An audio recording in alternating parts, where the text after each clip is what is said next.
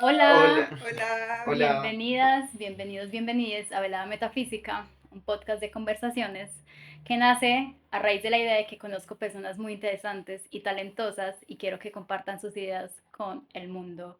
Esta es la primera vez que tengo a dos invitados y estoy muy contenta de recibirlos. Es la primera vez también que tenemos como esta disposición espacial y es un formato interesante que quizás exploremos más adelante. Bueno, quiero presentarles a mis amigos, así que preséntense. Eh, Presentarse siempre es como incómodo, pero soy Paula Castrillón. eh, Me encanta dibujar, me encanta la belleza, creo que en general es como una inquietud que he tenido a lo largo de la vida y que creo que es ahí donde yo encuentro como tranquilidad y estimulación, como en las cosas bellas y armónicas. Soy muy libra, como les estaba diciendo ahorita. Am, y estudio arquitectura. Estoy descubriendo como una pasión muy grande por los espacios, por la ciudad, por la política que hay detrás de todas las configuraciones físico-espaciales en las viviendas y a nivel urbano. Y antes estudiaba filosofía, pero creo que eso es un poco un pasado distante que me ha marcado como mi forma de habitar el mundo, pero creo que ahora estoy como en otro tema. Ujú. Bueno, Paula me robó las palabras de mi presentación, pero es broma.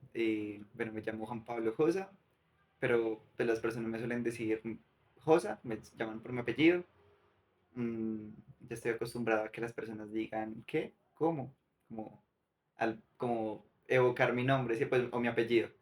Pero bueno, se me hace corto, como fácil de recordar, ¿no? Entonces, eh, y bueno, estoy también estudiando arquitectura y ¿qué me gusta? No sé, me gusta eh, como estar en el mundo y apreciar como las otras maneras de estar en el mundo. Eh, Me agrada mucho como pensar, y pues sí, me gusta mucho pensar en el vacío, como de las cosas, siempre, como en el vacío de la taza, ¿cierto? Como que le da sentido pues a su existencia, ¿no? Para poner algo en él. Y pues yo siento que soy una taza, entonces que estoy vacío, pero que me estoy llenando como de muchas, muchas cosas, muchas experiencias, muchos conocimientos y, y nada, pues como eh, conociéndome, esbozándome de alguna manera, ¿no?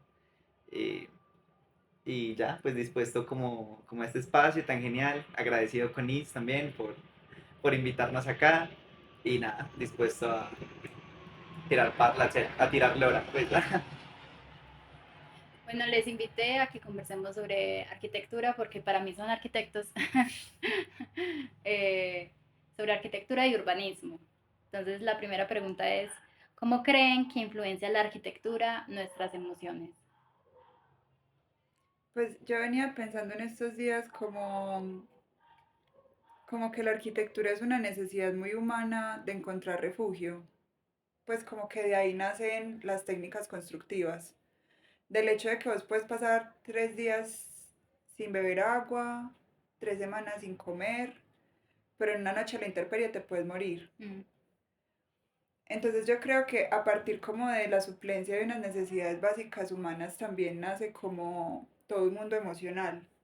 Entonces, claro, ya uno cuando logra conquistar esa necesidad como de un techo, ya uno quiere que el techo tenga unas características que hablen como con las necesidades íntimas de uno. Entonces, claro, a mí me gustan, por ejemplo, este techo grande, maravilloso, que se vea de una textura, de un color.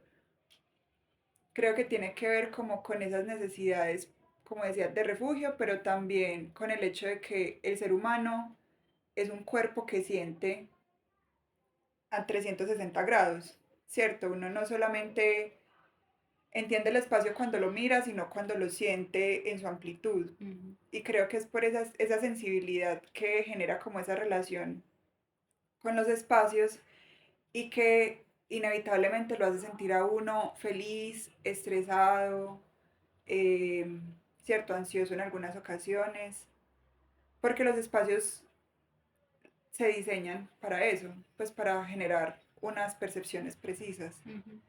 Y es muy loco, pues ese es como uno de los axiomas del diseño. Uno ya sabe más o menos cómo generar una impresión en un cuerpo.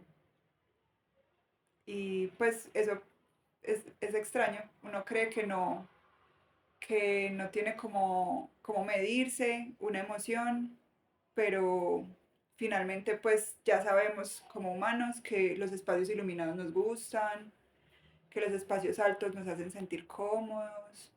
Entonces pues creo que hay como una conexión muy directa y muy inconsciente entre el cuerpo y el espacio. Ujú. Sí, y que ningún espacio pues es neutro. De hecho, viniendo aquí a pues a este espacio, como que cruzamos una, pues como una curva, ¿cierto? Como quien dice, cogimos la L y se nos abrió ante nosotros como un paisaje muy bello. Entonces es como el paisaje puede parecer como eso que está allá, pero cuando se presenta en nuestra retina, pues ya hay un cambio. Entonces ya hay una conexión directa entre el cuerpo y el espacio. Y, y todos los espacios tienen como sus intenciones, más allá de lo programático. Como ok, ese espacio es un hogar, pues es una vivienda, pero pues yo puedo sentir muchas otras cosas. Y además, pues incluso hay una rama, ¿no? Que es como la neuroarquitectura, pues más que, que una rama de la arquitectura, es un modo de pensar la arquitectura. Es como, es innegable que está esta relación de cuerpo y espacio eh, y que merece ser como estudiada desde los sentidos, eh, pero pero no sé, pues es como eh, una cuestión como del paisaje. Y pues iba a comentar algo también que se me escapa en este momento. Em, y es, eso, lo de la espiritualidad. Pues como que todas las civilizaciones que han logrado consolidarse a lo largo de la historia, pues han tenido una relación con el construir, ¿cierto? Con lo monumental, con el alcanzar el más allá. Pues como decir, esto que es físico me puede comunicar con algo que probablemente no sea tan físico, ¿cierto? Digamos, no sé si metafísico, pero, pero algo que se sabe que no es corporal, o es muy corporal, pero pues que va más allá. Entonces que podrá ser incluso sagrado. Las mezquitas, las iglesias, las pirámides, Ujú. todas son como manifestaciones de las culturas que desean trascender. Entonces, Sí, y como esa relación, pues, ¿cómo empezamos a generar esos símbolos? Porque yo inicialmente pensaba como en la vivienda, porque estamos en un taller de vivienda en este momento, entonces está siempre el énfasis en que la vivienda no es una cuestión de números, de es que hay que construir en Medellín 100.000 viviendas, sino como la vivienda tiene que ser un espacio de calidad de vida. Claro.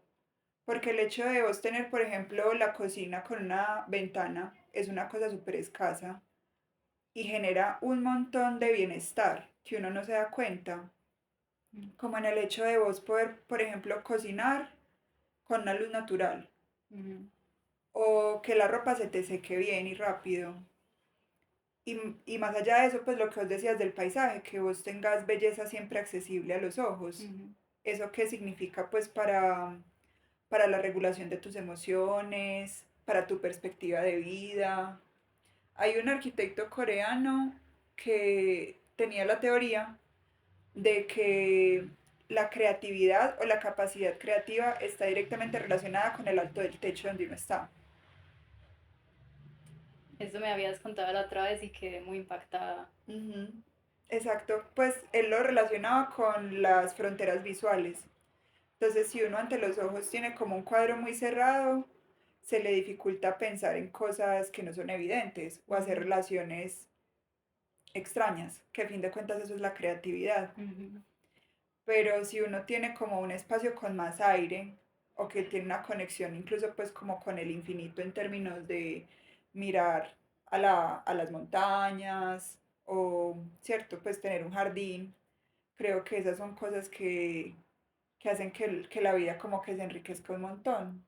sí, y eso hace parte pues del habitar, porque uno puede estar en un espacio pero uno no siempre habita un espacio. Ujú, Entonces, el hábitat ya tiene como otras connotaciones de tiempo, de presencia, ¿cierto? Que es como, bueno, voy a vivir aquí, y por eso a veces es tan complicado buscar dónde vivir, porque voy a estar de algún modo condicionado por este espacio que es mi lugar seguro, entre comillas, o pues es mi hogar, ujú. ¿cierto? Que pues ya como que la noción de hogar eh, es muy diversa, tiene muchas interpretaciones, algunas muy poéticas, otras muy como muy prácticas, pero no, es como el lugar al que yo vuelvo, siempre, ¿no? Como igual uno siempre se está moviendo como entre espacios, ¿no? Uno está de espacio a espacios intermedios, intersticiales, la calle, el espacio público, y luego uno entra a otro espacio, entonces uno está como siempre en recintos, uno siempre está en espacio, se mueve de un espacio a otro, y bueno, nuevamente como que no es neutro, pero el habitar ya te exige como ese compromiso con decir, bueno, voy a ver esta montaña, o voy a ver este río, o este montón de edificios todos los días, pues, de la vida que esté viviendo aquí. Mm. Entonces, poco a poco, dependiendo de eso que ese hábitat te ofrece, te puede cultivar o te puede erosionar emocionalmente de una manera impresionante. Es que yo siento que eso es muy teso, pues porque esa es como la idea básica de la arquitectura, como que vos organizando el espacio organizas formas de vida. Y pensaba, por ejemplo, cómo la arquitectura es también una herramienta muy fuerte del poder y del control de Ujú, masas. Porque, digamos, uno piensa en una estación del metro, aquí en Medellín. En otros países, las estaciones del metro son como lugares súper complejos, llenos de recovecos, de conexiones, de restaurantes, de tiendas, ¿cierto? Es como un poco un centro comercial donde pasan trenes. En cambio, acá en Medellín, la estación del metro es un lugar, es una pasarela, donde los trenes siempre están en circulación y donde realmente no hay un lugar de estancia para uno, ujú. ¿cierto? Hay como unas sillas súper incómodas, donde les cae el sol y un pasillo. Entonces, claramente, como en la disposición espacial, lo que te están diciendo es, este no es un lugar de permanencia. Es como lo que dice este Marc Auger, ¿cómo es que él estipula este tipo de espacios, saben? Los no Los no Los no lugares. lugares, lugares, sí. sí, que son como esos lugares de paso Ujú. y que constantemente, pues como que muchos espacios de la ciudad se han convertido en eso. Exacto. Pues y creo que el lugar te indica cómo comportarte en él. Ujú, Acá en Medellín, por ejemplo, en los noventas hubo como una política muy, muy fuerte de embellecimiento de la ciudad como un método de control sobre las personas.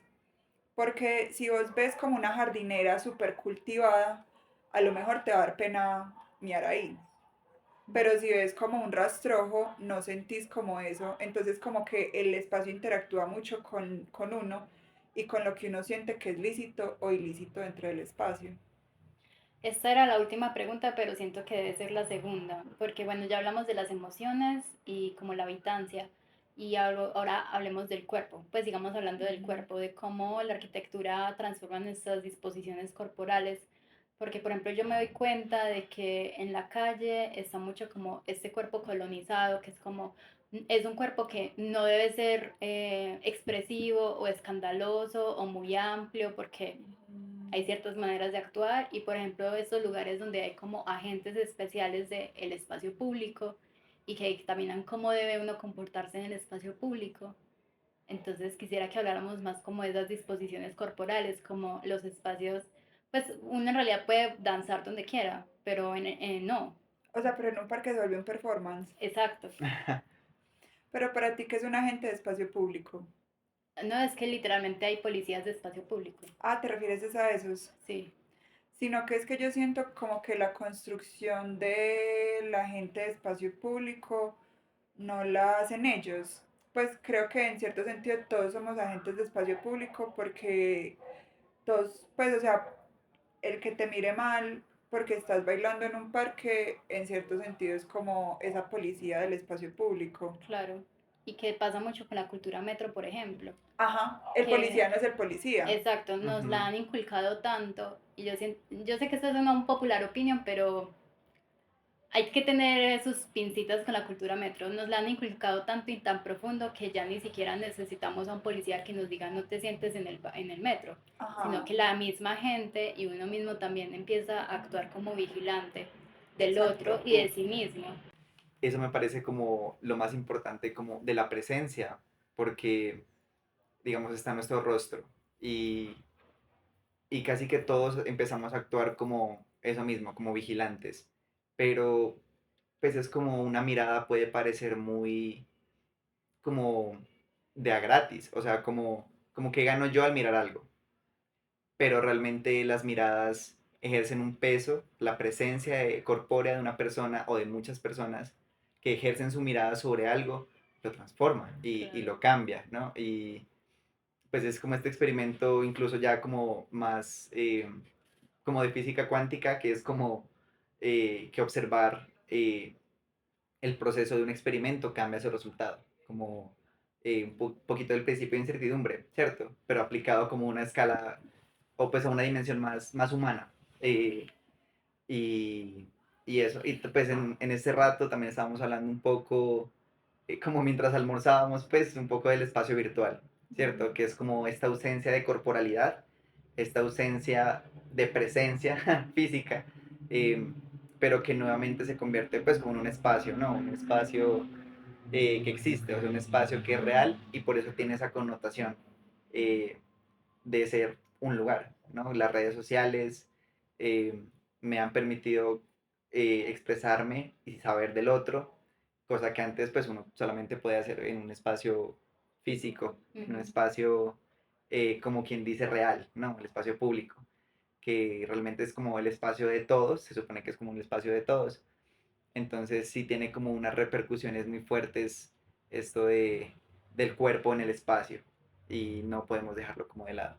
No, y yo pienso también como que es que el espacio público, o sea, o los espacios que habitamos creo que cultivan mucho la mirada, pues, o las formas de relacionamiento, porque hay espacios que te dicen como no te hagas acá, Ujú.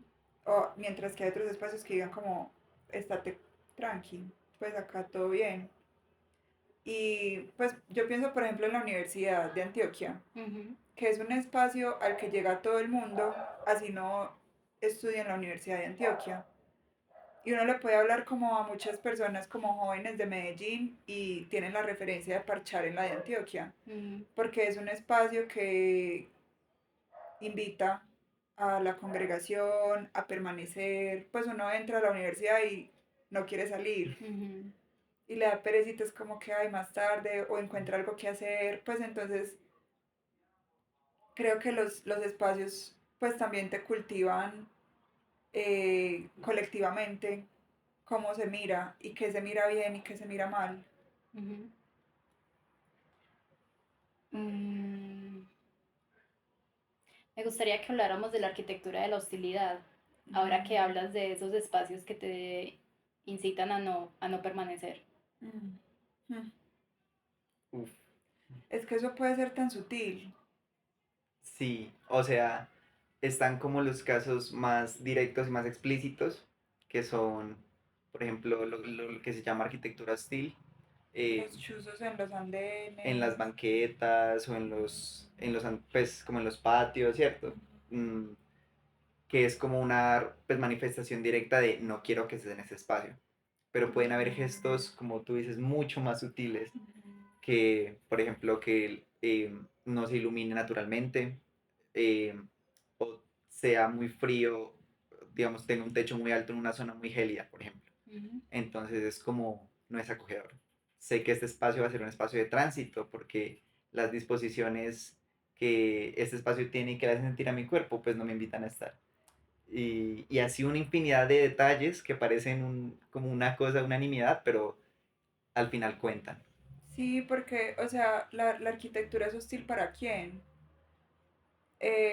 Pues acá en Medellín se pusieron como muy de moda esas bancas del espacio público que son como anchas en los extremos y delgadas en la mitad de Ujú. concreto. Y pues una pequeña historia es que en mi primera borrachera yo era una adolescente y me tomé, pues mezclé guaro con ron y me fue súper mal y me quedé dormida en una de esas banquetas y eso fue horrible. O sea, como los 15 minutos de borrachera que yo estuve ahí dormida fueron súper angustiantes porque esas bancas están diseñadas para que la gente no pueda dormir ahí. Claro. Porque justo donde está tu centro de gravedad no hay material en la banqueta. Mm. O sea, es un lugar para estar sentado y no estar acostado. Entonces se diseñan un montón de dispositivos inicialmente para los habitantes de calle. Claro. Esos están pues como, es el target inicial. Pero también uno se queda pensando como, ¿cuál es el criterio para determinar quién puede y quién no puede habitar y en qué condiciones? Porque ahí entra la verdadera pregunta como de, bueno, ¿es un espacio público para quién? Ajá. ¿Quién tiene el derecho de habitar el espacio público? ¿Cuáles son como em, las definiciones que tienen ustedes de espacio público? Es que es demasiado complejo porque es la misma definición de lo público. Pues siento yo que uno hace estas preguntas y siempre quedan como más dudas que certezas, Ujú. como las preguntas buenas, porque a fin de cuentas, pues espacio público para muchas personas es el man con la chaqueta, ¿cierto? A la gente en la calle uno le pregunta qué es espacio público y dicen, es el señor con la chaqueta que viene a sacarme de la chaza. Ujú. Eh, pues para mí, cuando yo pienso en espacio público, lo primero que se me viene a la cabeza es un parque, pues es como mi representación mental. Uno puede decir que lo público es lo que no es privado, Ujú. también, ¿cierto? Como lo que no sea un lote de alguien es espacio público. Y en ese sentido, pues lo público es lo que todos tenemos derecho a habitar.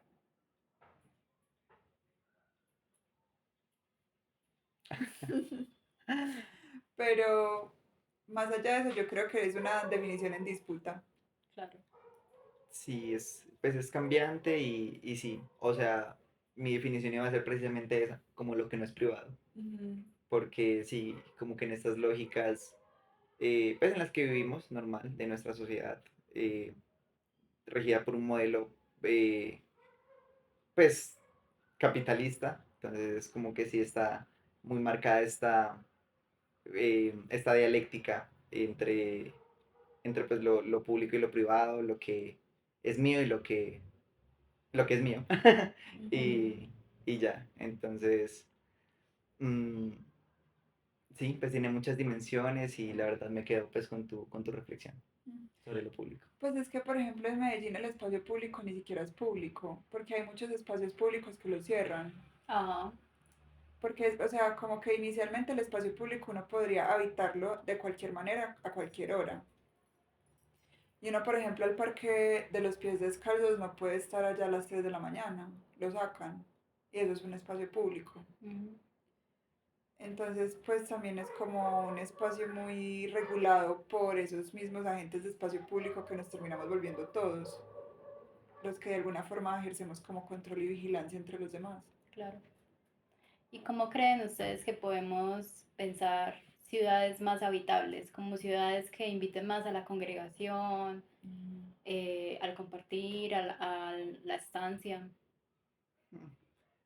Pues esa es la pregunta que se hacen como las grandes mentes del urbanismo contemporáneo, eh, y como pues esta civilización en general. Ujú. Mm, Siento que hay como muchas aproximaciones a esta pregunta y, y cada aproximación va a tener como sus características. Hay unas que pues contemplan mucho más unos rasgos de como de homogeneidad, pero otras que son un poco más que quieren como romper esto que ya está como tan consolidado.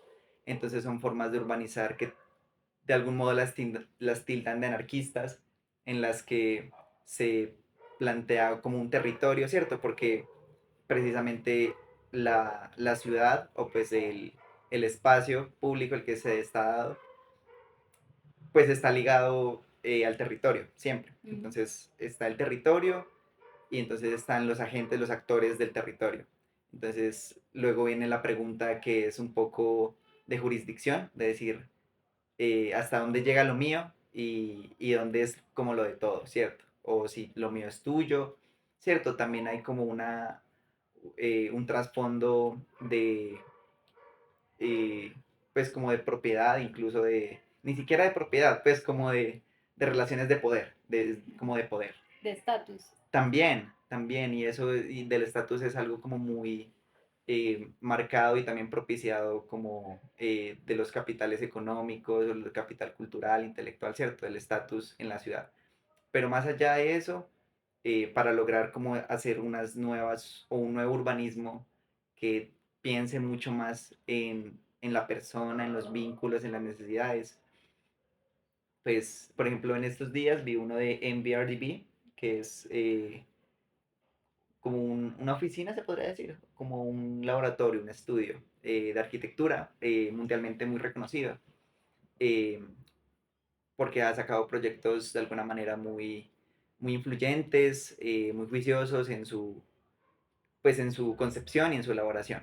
Y, y era una imagen más o menos como una pintura, pues como una pintura un poco abstracta, ¿cierto? Incluso a veces impresionista, pero era eso, imaginarse una pintura como las que haría, no sé, eh, un Mondrian o algo por el estilo, pero en el territorio, ¿cierto? Como una representación artística que realmente lo menos que tenía que ver era con arte, porque no era un capricho estético, sino que era como, bueno, mi parcela quiero que tenga forma de círculo, y esa va a ser la parcela donde vamos a cultivar lo que todos vamos a comer aquí alrededor.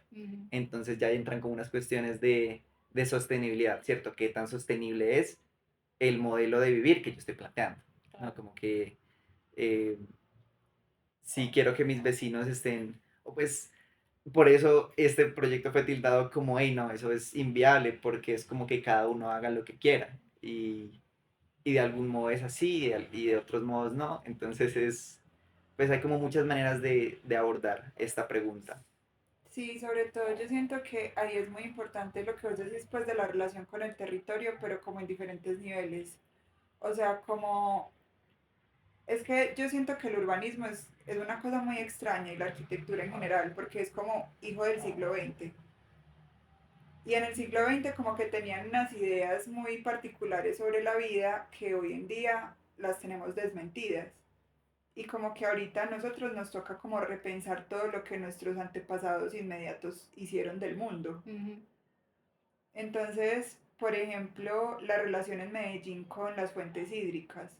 Pues estamos en un valle súper rico en fuentes fluviales y para nosotros como que la quebrada es el lugar donde se bota basura, donde desaparecen gente, ¿cierto? Como donde huele maluco y las casas que están cerca de las quebradas son como casas improvisadas o suelen ser como terrenos de invasión.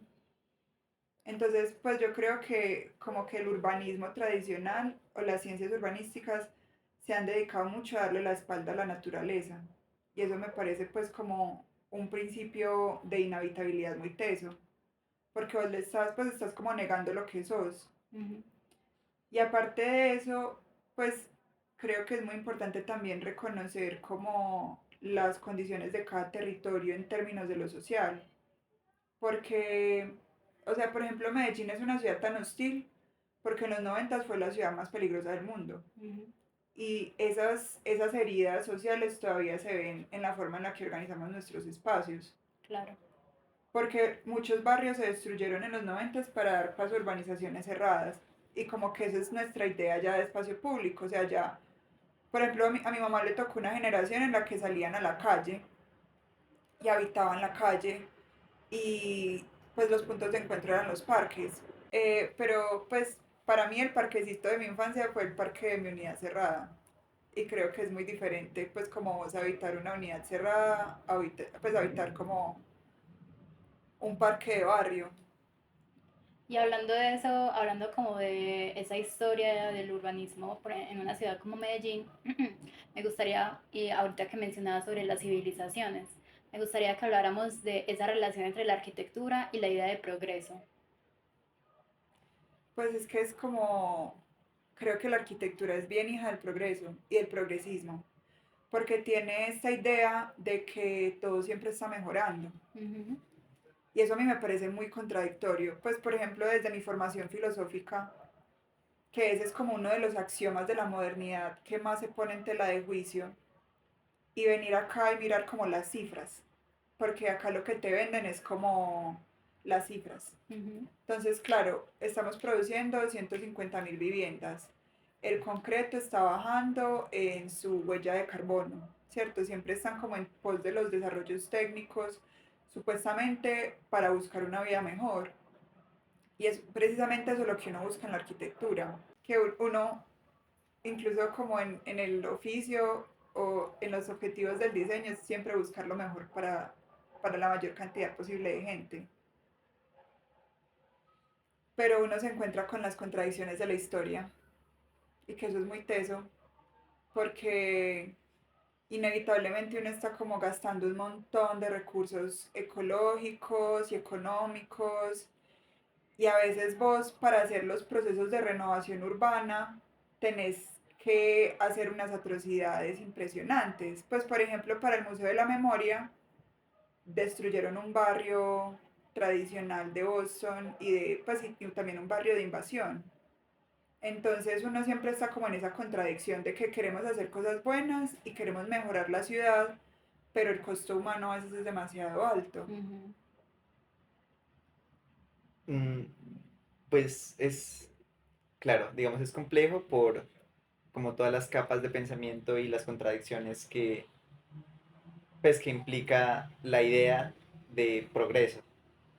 Pero también me pone a pensar como en lo que va antes y es como eh, que tenemos como una noción de tiempo pues muy lineal, ¿no? Entonces, si, si establecemos como la temporalidad como de un punto A a un punto B, y ni siquiera con puntos, sino como listo es el trayecto, uno sabe que vas a cierto lado.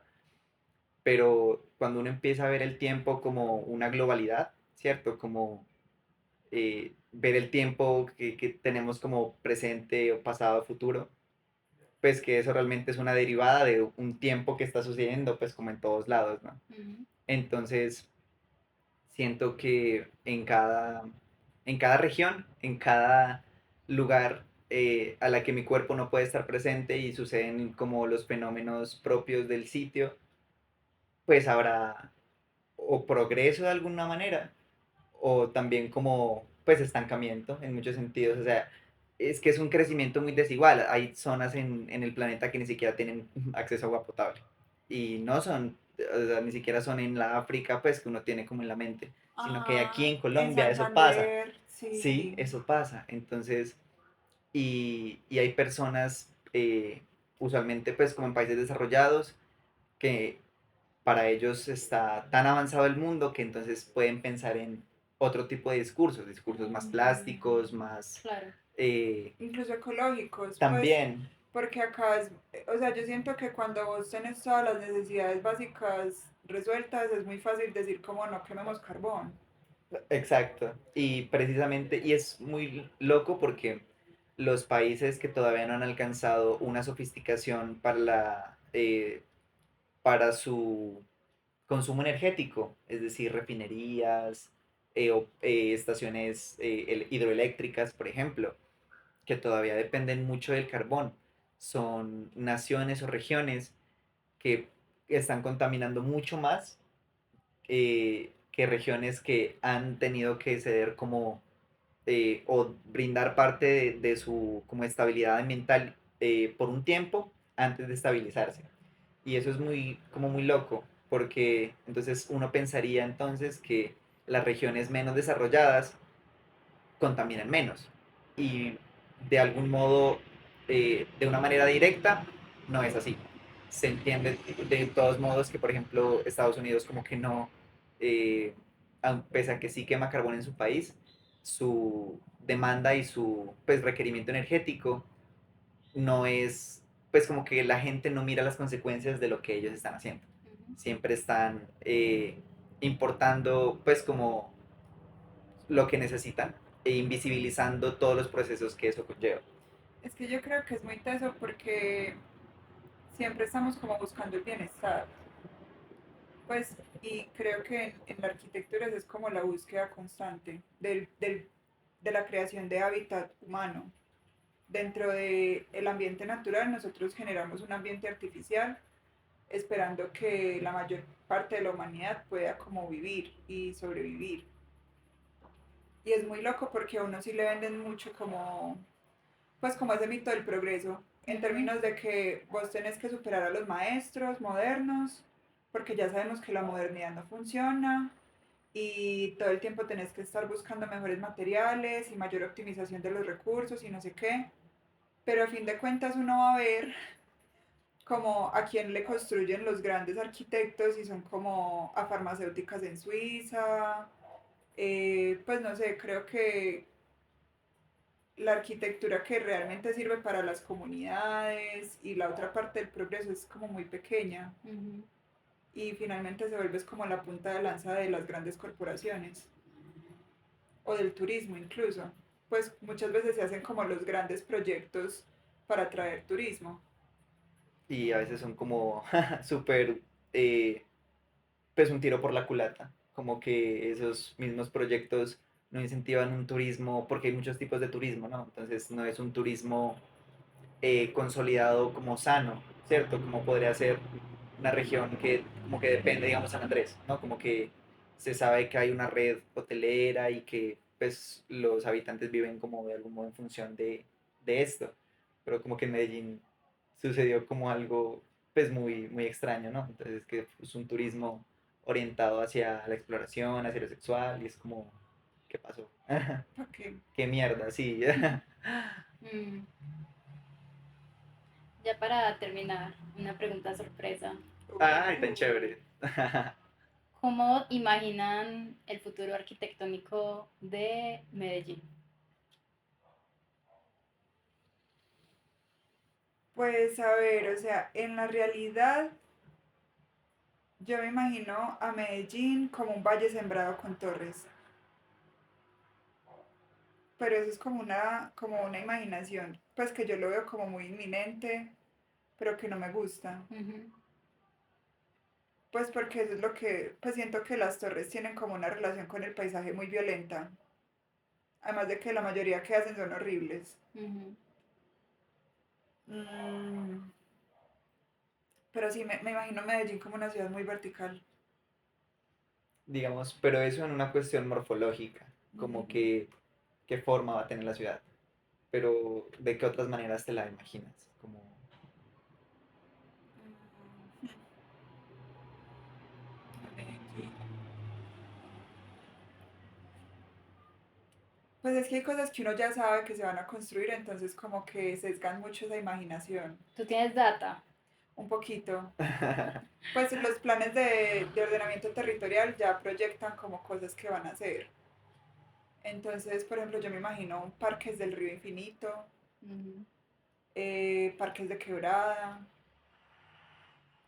me imagino Medellín,